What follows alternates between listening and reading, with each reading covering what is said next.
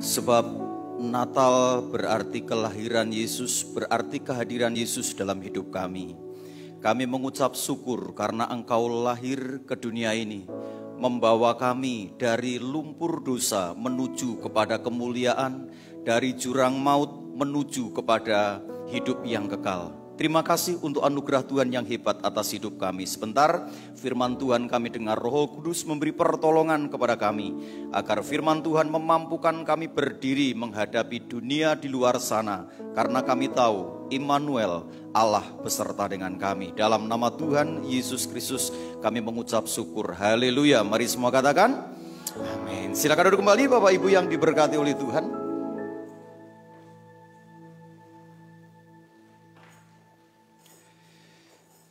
Shalom. Sekali lagi shalom. Haleluya. Gereja Betel Indonesia mengusung tema Natal tahun ini dengan tema Immanuel, yang berarti Allah beserta dengan kita. Sekali lagi, Allah beserta dengan kita. Kita lihat Matius pasal yang pertama ayat 23. Next, saudara bisa langsung lihat di layar saja. Saudara nggak perlu lihat ke HP karena ayatnya nggak banyak yang saya siapkan. Itu yang pertama. Yang kedua, HP saudara bisa pegang nanti untuk saudara lihat apa yang akan saya sampaikan. Saya berharap saudara nanti buka di Google di rumah untuk mengcompare biar tidak salah apa yang saya sampaikan. Nah, kita akan membaca Alkitab kita bersama-sama. Matius pasal yang pertama ayat yang ke-23 dengan suara yang keras tapi tempo yang perlahan saja ya. 2, 3. Sesungguhnya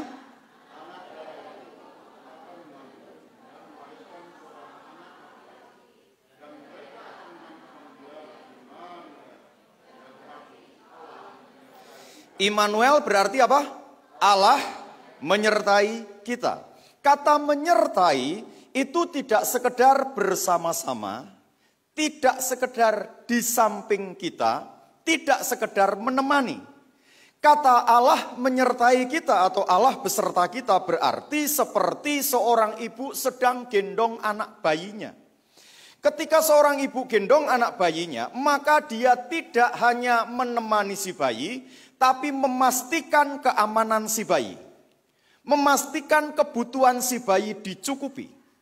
Memastikan bahwa bayi yang ada di dalam gendongannya terasa hangat. Itu berarti Allah menyertai kita, berarti memperlengkapi apa yang kita butuhkan, mencukupi apa yang kita perlukan. Allah berarti melindungi kita.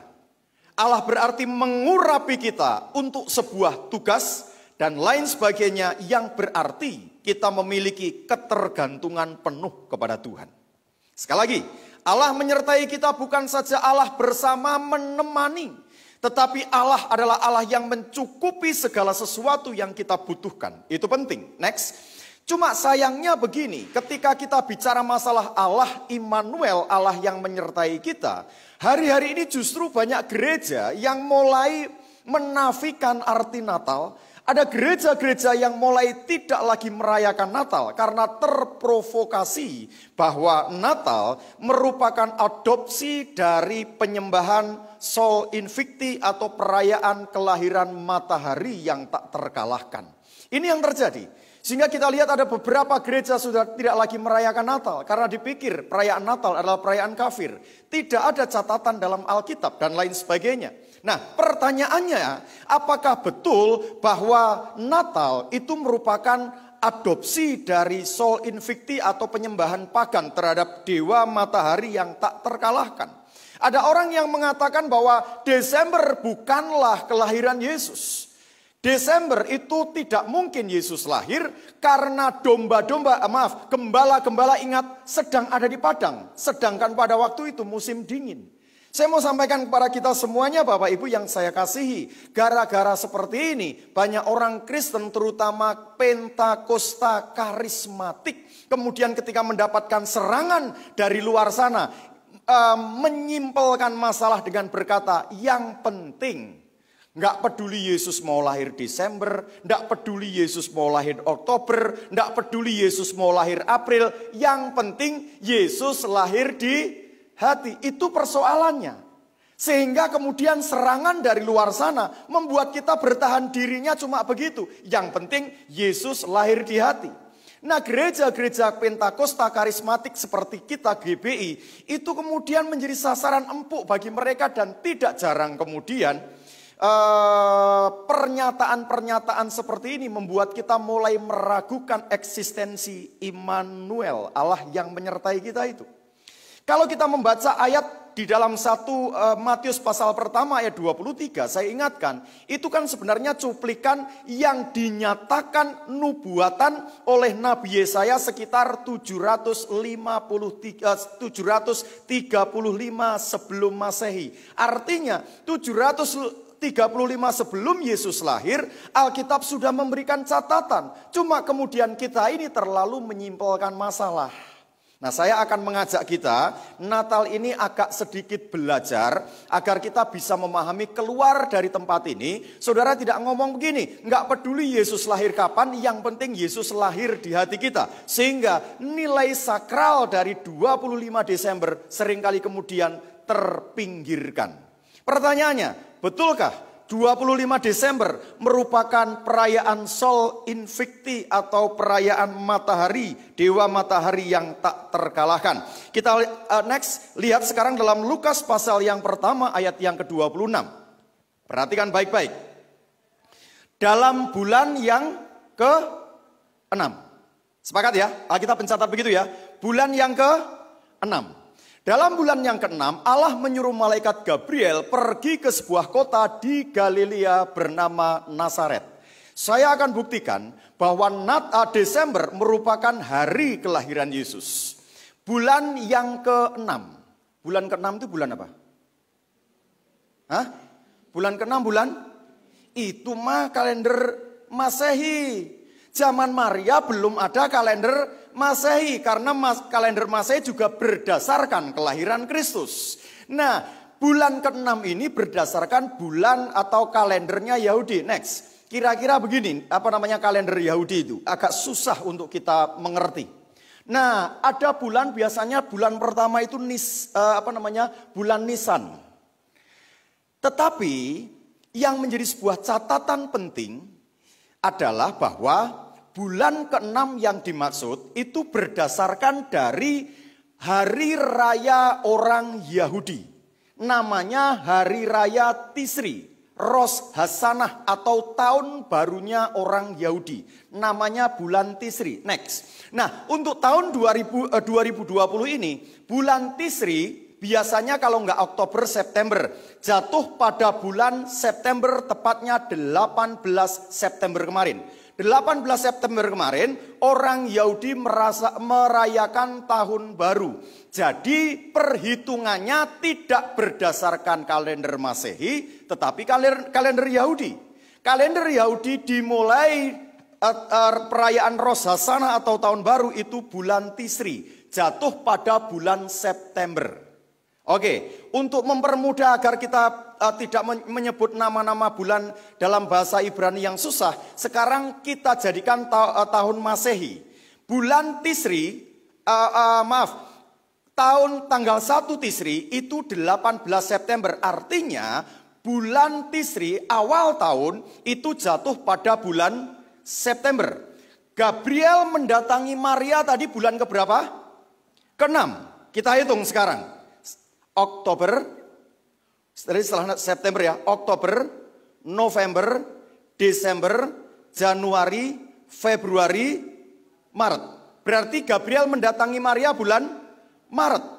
Nah, ketika mendatangi Maria bulan Maret, maka pada saat itu Roh Kudus membuat Maria hamil. Wanita itu normalnya hamil berapa bulan? Halo, berapa bulan? 9 bulan ya? Itu normalnya. Nah, kalau normalnya 9 bulan, sekarang kita hitung. Dari Maret ke April, Mei, Juni, Juli, Agustus, September, Oktober, November, Desember. Jadi hitung-hitungannya gampang. Kapan Yesus lahir bulan Desember itu gampang hitung-hitungannya. Alkitab sudah memberikan catatan. Nah, kadang-kadang kita yang nggak paham ini, kemudian berpikir ya sudahlah Yesus lahir kapan saja. Alkitab memberikan catatan. Yang kedua, fakta sejarah yang tidak dapat dibatalkan adalah atau tidak dapat dibantah adalah ketika Zakaria mempersembahkan korban lalu ditemui Gabriel yang mengasih tahu bahwa istrinya akan melahirkan seorang anak yang namanya Yohanes. Nah, fakta sejarah memberikan catatan. Jadi kalau kita belajar tentang sejarah orang Yahudi, itu mereka yang ngasih korban itu dicatat. Tiap tahun, tiap bulannya keberapa itu dicatat semuanya. Keturunan Eliezer keberapa mempersembahkan pada bulan apa, pada saat apa. Itu dicatat semuanya. Dan catatan yang sangat lengkap, ini gereja Katolik, gereja Protestan itu biasanya memiliki catatan lengkap itu. Siapa yang jadi eporus, siapa yang menjadi pendiri gereja pertama, itu semuanya lengkap. Nah, orang Yahudi juga sangat-sangat detail. Dan catatan sejarah membuktikan bahwa ketika Zakaria mempersembahkan korban, itu adalah bulan Tisri atau 6 bulan sebelum Yesus dikandung di dalam kandungan Maria. Bapak Ibu yang saya kasihi, sekali lagi, fakta Alkitab tidak dapat dibantah. Lukas pasal yang pertama ayat 26 jelas memberi catatan. Kemudian fakta sejarah tidak dapat dibantah. Karena catatan orang Yahudi sangat lengkap kapan Zakaria memberikan persembahan korban. Sampai kemudian hitungannya lahirlah Kristus. Jadi saya mau sampaikan, pulang dari tempat ini, saudara harus memastikan Desember adalah hari kelahiran Yesus. Karena Alkitab sudah mencatat. Nah, kita ini kadang-kadang yang bingung. Kan 25 Desember itu perayaan Sol Invicti, Pak. Nah, kita lihat sekarang. Pembuktian yang kedua, apakah betul bahwa 25 Desember itu adalah merupakan adopsi dari penyembahan pagan Sol Invicti. Next. Siapa yang pertama kali yang membuat orang-orang Kristen kemudian mengalami kebingungan karena banyaknya teologi liberal yang membuat orang Kristen mengalami masalah, dan teolog liberal ini memberikan atau memberikan teorinya dengan cara-cara berpikirnya sehingga tidak heran orang-orang non-Kristen menyerang dari dasar berpikir mereka. Kemudian itu yang membuat orang Kristen mengalami kesulitan, terutama Pentakosta karismatik. Beda dengan gereja-gereja Koptik segala macam, mereka ngerti dasarnya. Sehingga mereka tidak gampang digoyahkan oleh pemahaman begini. Nah, penanggalan 25 Desember itu adalah Natal merupakan ritus pagan atau adopsi ritus pagan itu pertama kali disampaikan oleh Paul Ernst Jablonski. Dia seorang teolog Jerman. Karena teolog liberal itu kadang-kadang ngaco-ngaco mereka. Mereka bilang begini contohnya.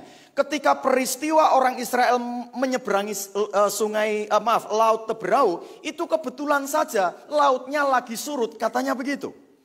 Dan yang membuat seharusnya kita lebih membelalakkan mata. Bagaimana laut yang surut itu bisa membunuh ratusan bahkan mungkin ribuan tentara Mesir. Kalau kita balikin begitu.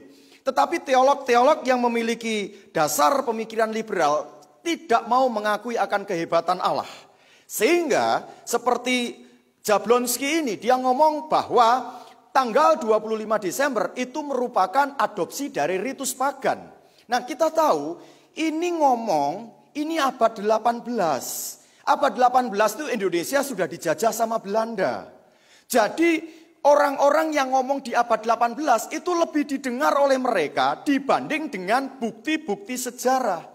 Nah, Jablonski ini ngomong seperti ini karena ada seorang kaisar namanya Kaisar Konstantin yang pada tanggal 25 Desember tahun 336 atau pada abad yang keempat, Kaisar Konstantin menyatakan bahwa Kristen menjadi agama resmi Roma. Dan ketika dia menyampaikan itu, bersamaan itu dia berkata 25 Desember akan dijadikan sebagai hari perayaan Natal resmi. Memang sebelumnya di Romawi sendiri 25 Desember itu merupakan ritus orang-orang pagan penyembah berhala menyembah dewa matahari atau lahirnya matahari atau Sol Invicti atau matahari yang tidak terkalahkan.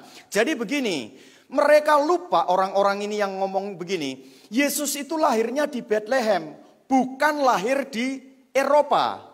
Nah, orang-orang Eropa itu mereka mengatakan tanggal 21 Desember itu matahari tidak menyinari bumi karena dalam posisi titik rendah.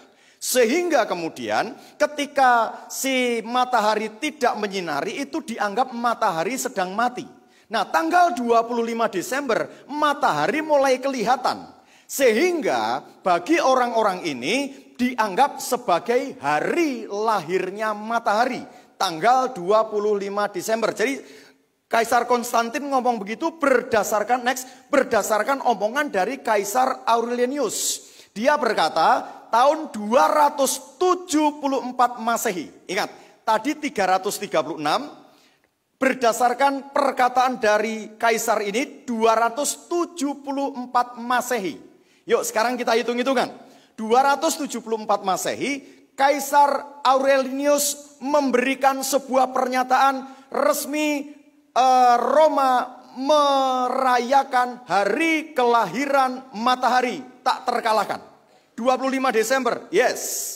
Tetapi apakah betul 25 Desember merupakan adopsi dari ritus ini? Sekarang kita lihat, next. Pada kenyataannya, Natal sudah diperingati jauh sebelum penetapan Sol Invictus pada tahun 274 Masehi. Yang pertama, perhatikan ada seorang uskup yang namanya Uskup Teleporus. Tahun 125. Bayangin dengan Kaisar Aurelianus tadi yang menetapkan tahun 274. Uskup Teleporus menyatakan bahwa perayaan Natal itu tanggal 24 Desember malam. Sekali lagi, 24 Desember malam. Jangan lupa pergantian hari itu bagi orang Yahudi beda dengan kita. Perhitungannya kalau kita adalah pukul 00 atau 24. Tetapi bagi orang Yahudi, pergantian itu pada jam 18.00. Jadi jam 6 sore pergantian tahun. Makanya tanggal 18 September, jam 6 sore orang Israel merayakan Rosh Hashanah atau pergantian tahun. Nah Bapak Ibu yang saya kasihi, Teleporus mengatakan 24 malam tahun 125 sudah diperingati sebagai hari Natal. Jadi begini,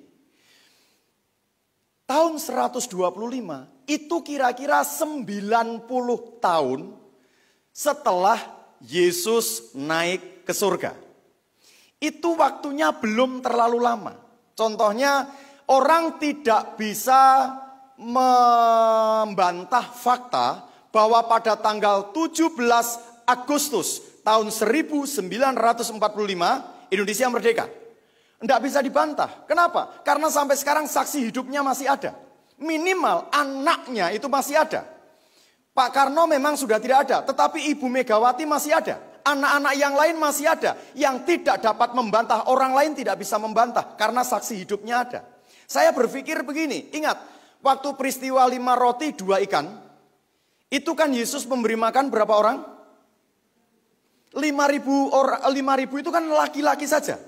Belum terhitung anak-anak. Jadi saya berpikir mungkin anak-anak ini ketika Teleporus ngomong bahwa Natal tanggal 24 malam, itu mungkin mereka masih ada. Jadi saksi hidupnya masih ada. Lalu kemudian ada seorang uskup yang bernama Theophilus. Dia merayakan Natal 25 Desember pada tahun 160. Bayangin, jauh sekali dengan 274 Kaisar Aurelianus itu. Jadi di mana Natal itu merupakan adopsi dari ritus pagan itu dari mana cara berpikirnya? Mereka berpikir dengan cara yang salah.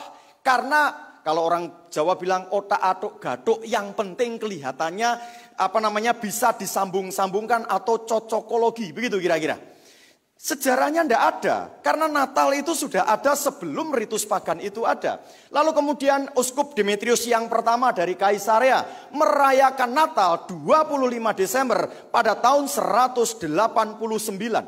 Lalu di mana sejarahnya bahwa Natal itu merupakan hasil dari pikiran Jablonski yang dinyatakan di abad ke-18 itu. Jauh sekali. Tetapi orang berpikir Jablonski benar. Karena mereka membuat sebuah pernyataan yang penting dapat diterima dengan pikiran. Next, sekarang kita lihat. Ada bapak gereja yang memberikan tulisan, memberikan komentar dari Daniel pasal 4 ayat yang ketiga. Ngomongnya begini. Untuk kedatangan Tuhan kita yang pertama sebagai manusia. Karena kedatangan Tuhan kita yang kedua bukan sebagai manusia, tetapi hakim yang adil. Hakim dari segala hakim itu. Terus kemudian dia berkata begini. Yang telah lahir di Bethlehem 8 hari sebelum Januari. 25, 26, 27, 28, 29, 30, 31, baru tanggal 1. Itu bulan Januari. Jadi bapak-bapak gereja itu sudah ngomong seperti itu. Lanjut. Tulisan dari gereja Koptik, The Coptic Didaskalia. Dia ngomong disampaikan begini, yang ditulis pada tahun 189 Masehi. Menulis begini, saudara-saudaraku, tetapkanlah hari-hari perayaan junjungan agung kita Yesus Kristus, tepatnya di setiap tanggal 25 bulan ke-9 kalender Ibrani, atau sama dengan 25 Desember kalender Masehi, atau setiap tanggal 29 bulan yang keempat kalender Mesir. Jadi saya mau sampaikan kepada kita semuanya, orang yang berkata bahwa 25 Desember itu merupakan adopsi dari ritus pagan tidak pernah membaca sejarah. Sayangnya kita ini gereja Pentakosta karismatik juga tidak ngerti sejarah. Sehingga ketika ada orang ngomong, oh iya ya, yang penting Yesus lahir di hati kita lah, terserahlah lahir bulan berapa, kan begitu itu persoalannya. Hari ini Bapak Ibu yang saya kasih dalam nama Tuhan Yesus Kristus, keluar dari tempat ini tidak ada alasan bagi kita untuk tidak memahami akan 25 Desember sebagai hari kelahiran Kristus. Nah pertanyaannya sekarang lanjutnya adalah, kan itu musim dingin. Bagaimana mungkin gembala-gembala ada di luar untuk menggembalakan, menjaga domba-dombanya? Next, saya melihat begini. Kalau Pak Wiwih kemarin sudah berangkat sama Bu Asna sudah berangkat ke Israel, tentu tahu kondisinya. Jadi orang-orang Yahudi itu ketika menggembalakan ternak, ketika ngandangin dombanya bukan seperti kita orang-orang di Jawa ini. Kita kan punya kandangnya dari kandang kayu, kan begitu kan? Kotak begitu di satu tempat. Mereka adanya di goa. Di goa ini bisa nampung 50 sampai 70 kambing domba. Sehingga meskipun musim dingin, tapi mereka ada di dalam goa dan itu rasanya hangat. Itu yang pertama. Yang kedua, cara berpikir mereka bahwa musim dingin itu bersalju, mereka adopsi dari cara berpikir barat yang ada saljunya. Sedangkan di Bethlehem, tanah Palestina itu, saudara boleh googling nanti nyampe di rumah. Bulan Desember begini, kira-kira suhu di Bethlehem berapa? Saya catat 11 sampai 18 derajat Celcius. Nggak ada salju berarti ya Pak ya. Belum ada salju. Jadi memang sedang masuk ke musim dingin, tetapi belum ada salju kalau bulan Desember. Jadi orang-orang barat ngomong berdasarkan cara berpikir mereka, cara pandang mereka orang barat. Sedangkan ini settingnya ada di Bethlehem. Makanya mereka berada di Padang. Itu wajar 11 derajat sampai 18 derajat.